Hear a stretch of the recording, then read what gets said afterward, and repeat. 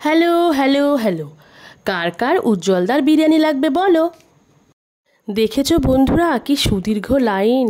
আরে বিরিয়ানির টেস্ট যে ফাইন। আর এই দেখো দুপুর 1টার মধ্যে 2টো হাঁড়ি গেল নেমে। আর আমিও দেখো পড়েছি যে কি ঘেমে। আরে কাঁটা দাদাকে জিজ্ঞাসা করলাম, দাদা আপনি যে এত বিরিয়ানি দেন তা দিনে কত বিরিয়ানি খান? না না, উনি বললেন আমার খাওয়া থেকে বিরিয়ানি বাদ, আমি ভালো খাই সাদা ভাত। তবে একটা জিনিস লাগলো বেশ, তোমার মাংসের পিসটা নিজের পছন্দ মতো নিতে পারবে শেষমেশ।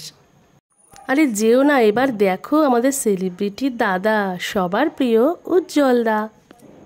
জিজ্ঞাসা করলাম রহস্যটা কি? উনি বললেন শুধুই ভালোবাসা।